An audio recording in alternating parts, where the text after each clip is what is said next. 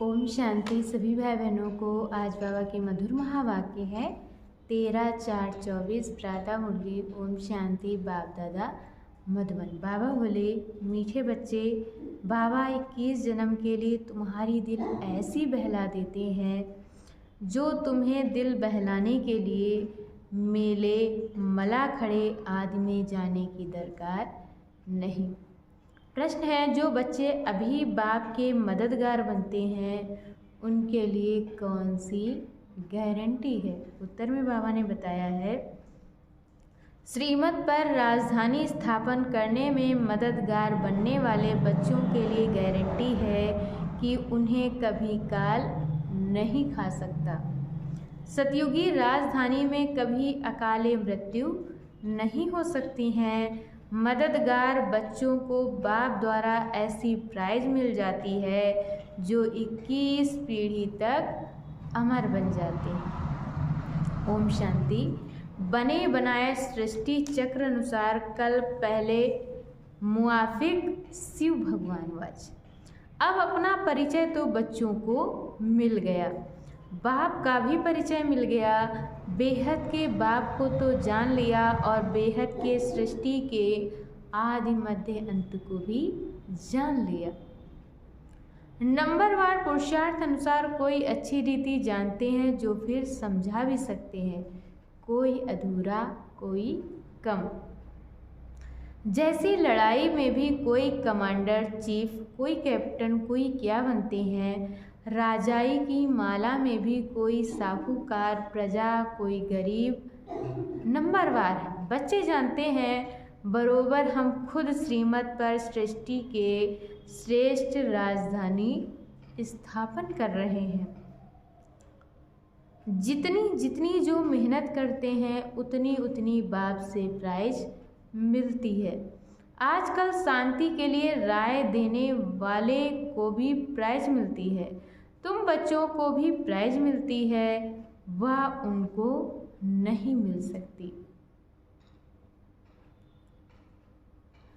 उनको हर चीज अल्पकाल के लिए मिलती है। तुम बाप की श्रीमत पर अपनी राजधानी स्थापन कर रहे हो, सो भी 21 जन्म 21 पीढ़ी के लिए गारंटी है। वहाँ बचपन व जवानी में काल खाता नहीं। ये भी जानते हो ना, मन ना चित्त था।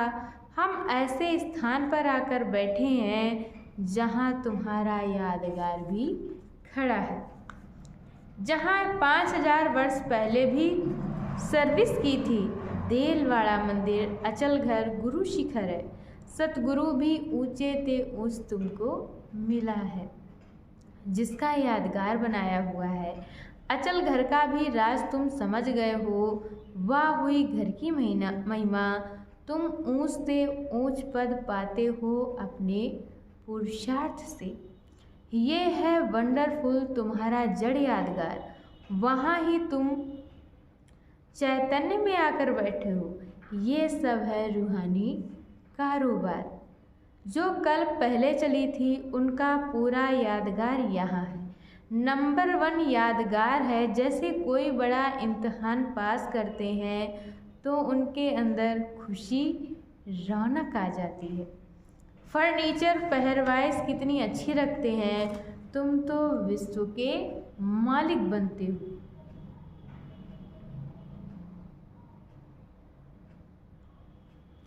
तुम्हारे से कोई भेंट कर नहीं सकता। ये भी स्कूल है। पढ़ाने वाले को भी तुम जान गए हो। भगवानवाद भक्ति मार्ग में जिसको याद करते हो, पूजा करते हो, कुछ भी पता नहीं पड़ता। बाप ही सम्मुख आकर सब राज समझाते हैं। जब तुम्हारी अवस्था संपूर्ण बन जाती है, उनका फिर भक्ति मार्ग में यादगार बनता है। जैसे रक्षाबंधन का यादगार होता है, जब पूरी राखी बांध हम अपना राज्य भाग्य लेते हैं, तब फिर यादगार नहीं मनाते हैं। इस समय तुमको सभी मंत्रों का अर्थ समझाया है, ओम का अर्थ समझाया है। ओम का अर्थ कोई लंबा नहीं है। ओम का अर्थ है अहम आत्मा मम शरीर। अज्ञान काल में भी तुम देह अभिमान में रहते हो तो अपने शरीर को समझते हो। दिन प्रतिदिन भक्ति मार्ग नीचे गिरता जाता है, तमो प्रधान बनता जाता है। हर चीज पहले सतो प्रधान होती है। पहले भक्ति भी सतो प्रधान थी, जब एक शत शिव बाबा को याद करते थे भी बहुत थोड़े। दिन प्रतिदिन वृद्धि बहुत होनी है। विलायत में जास्ती बच्चा पैदा करते हैं तो उनको इनाम मिलता है। बाप कहते हैं काम महाशत्रु है, सृष्टि की बहुत वृद्धि हो चुकी है, अब पवित्र बनो। तुम बच्चे सृष्टि के आदि मध्य अंत को अब बाप द्वारा जान चुके हो। सतयुग में भक्ति का नाम निशान नहीं है। अभी तो कितनी धूमधाम है, मेले मलाखड़े बहुत लगते हैं जो मनुष्य जाकर दिल को बहलाए। तुम्हारा दिल तो बाप आकर बहलाते हैं, वो भी 21 जन्मों के लिए, जो तुम सदैव बहलते रहते हो। तुमको कभी मेले आदि में जाने का ख्याल भी नहीं आएगा। कहाँ भी मनुष्य जाते हैं सुख के लिए, तुमको कहाँ पहाड़ों पर जाने की दरकार नहीं। यहाँ देखो मनुष्य कैसे मरते हैं। मनुष्य तो सतयुग कलयुग स्वर्ग नरक को भी नहीं जानते।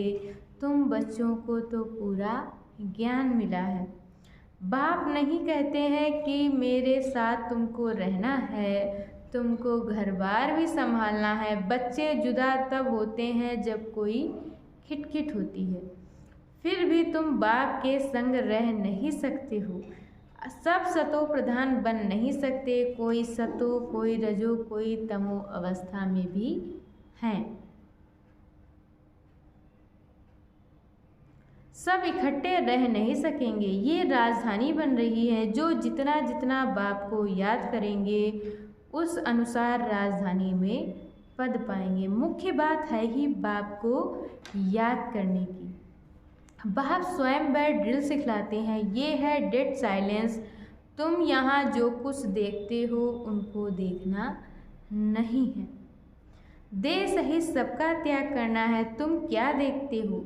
एक तो अपने घर को और पढ़ाई अनुसार जो पद पाते हो उस सतयुगी राजाई को तुम ही जानते हो। जब सतयुग है तो त्रेता नहीं, और त्रेता है तो द्वापर नहीं, द्वापर है तो कलयुग नहीं, अब कलयुग भी है तो संगम युग भी है।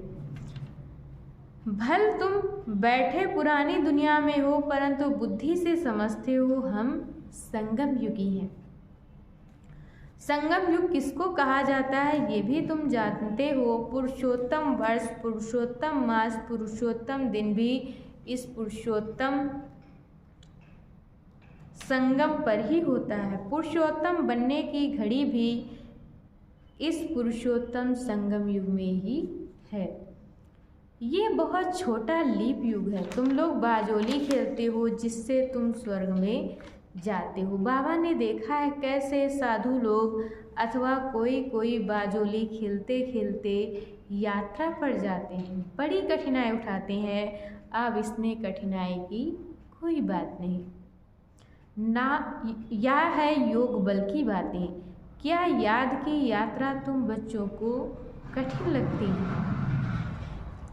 नाम तो बहुत सहज रखा है, कहाँ सुनकर डर ना जाएं। कहते हैं बाबा हम योग में रह नहीं सकते, बाबा फिर हल्का कर देते हैं। ये है बाप की याद। याद तो सब चीज़ों को किया जाता है। बाप कहते हैं अपने को आत्मा समझो। तुम बच्चे हो ना, ये तुम्हारा बाप भी है तो मासूक भी है। सब आशिक उनको याद करते हैं। एक बाप अक्षर भी काफ़ी है।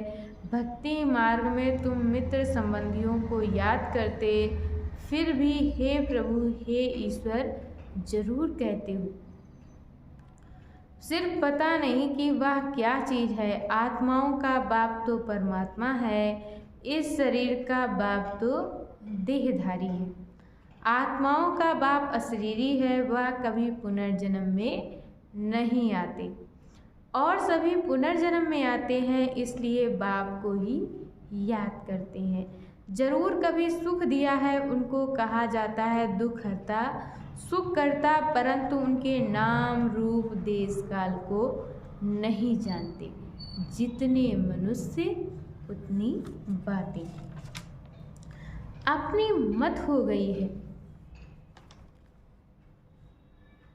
अनेक मत हो गई हैं। बाप कितना प्रेम से पढ़ाते हैं, वह है ईश्वर शांति देने वाला। कितना उनसे सुख मिलता है, एक ही गीता सुनाकर पतितों को पावन बना देते हैं। प्रवृत्ति मार्ग भी चाहिए ना। मनुष्यों ने कल्प की आयु लाखों वर्ष कह दी है, फिर भी अनगिनत मनुष्य हो जाते। कितनी भूल की है, ये नॉलेज तुमको अभी मिलती है, फिर प्रायः लोप हो जाती है। चित्र तो है जिनकी पूजा होती है, परंतु अपने को देवता धर्म का समझते नहीं हैं। जो जिनकी पूजा करते हैं वह उस धर्म के हैं ना, ये समझ नहीं सकते कि हम आदि सनातन देवी देवता धर्म के हैं, उनकी ही वंशावली है। ये बाप ही समझाते हैं। बाप कहते हैं तुम पावन थे, फिर तमो प्रधान बन पड़े हो, अब पावन सतो प्रधान बनना है। क्या गंगा स्नान से बनेंगे? बाबा ने पूछा है, अब तुम्हें पावन सतो प्रधान बनना है तो क्या गंगा स्नान से बनेंगे? नहीं, पतित पावन तो बाप है। जब तक वह जब आकर रास्ता बताए तब तो पावन बने। पुकारते रहते हैं परंतु जानते कुछ भी नहीं। आत्मा पुकारती है आर्गन्स द्वारा कि हे पतित पावन बाबा, हमको आकर पावन बनाओ। सब पतित हैं, काम चिता पर जलते रहते हैं। ये खेल ही ऐसा बना हुआ है, फिर बाप आकर सबको पावन बना देते हैं। ये बाप संगम पर ही समझाते हैं। सतयुग में होता है एक धर्म, बाकी सब वापस चले जाते हैं। ये ड्रामा तुम समझ गए हो, जो और कोई नहीं जानते हैं। इस रचना का आदि मध्य अंत क्या है, ड्यूरेशन कितना है, ये तुम ही जानते हो। वह सब है शूद्र और तुम हो ब्राह्मण। तुम भी जानते हो नंबर वार पुरुषार्थ अनुसार कोई गफलत करते हैं तो उनके रजिस्टर से दिखाई पड़ता है कि पढ़ाई कम की है। कैरेक्टर्स का रजिस्टर होता है, यहाँ भी रजिस्टर होना चाहिए। ये है याद की यात्रा, जिसका कोई को भी पता नहीं है। सबसे मुख्य सब्जेक्ट है याद की यात्रा। अपने को आत्मा समझ बाप को याद करना है। आत्मा मुख से कहती है हम एक शरीर छोड़ दूसरा लेते हैं। ये सब बातें ये ब्रह्मा बाबा नहीं समझाते हैं, परंतु ज्ञान सागर परमपिता परमात्मा इस रथ में बैठकर सुनाते हैं। कहा जाता है गौमुख मंदिर भी यहाँ बना हुआ है जहाँ तुम बैठे हो। जैसे तुम्हारी सीढ़ी है वैसे वहाँ भी सीढ़ी है। तुमको चढ़ने में थकावट नहीं होती है। तुम यहाँ आए हो बाप से पढ़कर रिफ्रेश होने के लिए। वहाँ गोरख धंधा बहुत रहता है, शांति से सुन भी नहीं सकेंगे। संकल्प चलता रहेगा, कोई देख ना ले। जल्दी घर जाऊं, कितना ओना चिंता रहता है। यहाँ कोई भी ओना नहीं, जैसे हॉस्टल में रहते हैं। यहाँ ईश्वरी परिवार है। शांति धाम में भाई भाई रहते हैं।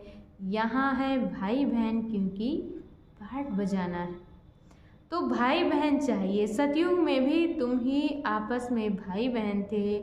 उनको कहा जाता है अद्वैत राजधानी। वहाँ लड़ाई झगड़ा कुछ भी नहीं होता। तुम बच्चों को पूरी नॉलेज मिली है कि हम 84 जन्म लेते हैं। जिसने जास्ती भक्ति की है उनका हिसाब भी बाप ने बताया है। तुम ही शिव की अव्यभिचारी भक्ति करना शुरू करते हो, फिर वृद्धि होती जाती है। वह है सब भक्ति। ज्ञान तो एक ही होता है, तुम जानते हो, हमको शिव बाबा पढ़ाते हैं। ये ब्रह्मा तो कुछ भी नहीं जानते थे। जो ग्रेट ग्रेट ग्रैंडफादर था वह इस समय ये बने हैं, फिर मालिक बनते हैं ता तत्व। एक तो मालिक नहीं बनेंगे ना, तुम भी पुरुषार्थ करते हो। ये है बेहद का स्कूल। इसकी ब्रांचेस ढेर होंगी, गली गली घर घर में हो जाएंगी।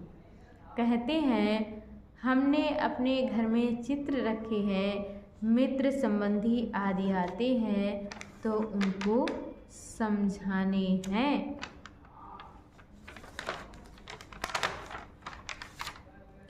जो इस झाड़ के पत्ते होंगे वह आ जाएंगे। उन्हों के कल्याण के लिए तुम करते हो। चित्रों पर समझाना सहज होगा।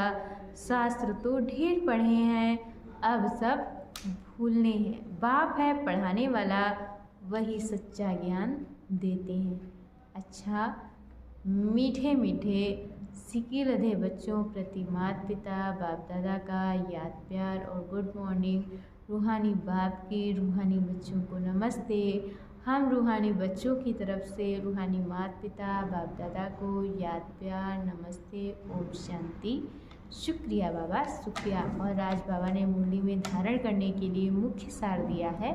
पहला पॉइंट, डेड साइलेंस की ड्रिल करने के लिए यहाँ जो कुछ इन आँखों से दिखाई देता है उसे नहीं देखना है। देह सहित बुद्धि से सबका त्याग कर अपने घर और राज्य की शुद्धि में रहना है। दूसरे पॉइंट में बाबा ने बताया है अपने कैरेक्टर्स का रजिस्टर रखना है। पढ़ाई में कोई गफलत नहीं करनी है।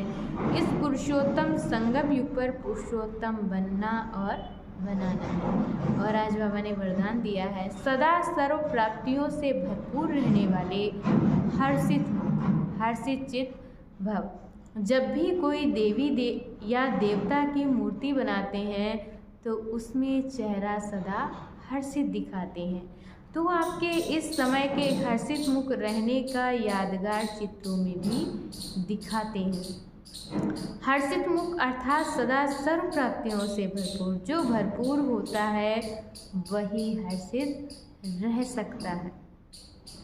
अगर कोई भी अप्राप्ति होगी तो हर्षित नहीं रहेंगे। कोई कितना भी हर्षित करने की कोशिश करेगा, बाहर से हंसेंगे लेकिन दिल से नहीं। आप तो दिल से मुस्कुराते रहो क्योंकि सर्व प्राप्तियों से भरपूर हर्षित चित्त है। और आज की मुरली का स्लोगन है पास विद ऑनर बनना है तो हर खजाने का जमा खाता भरपूर हो। अच्छा, ओम शांति।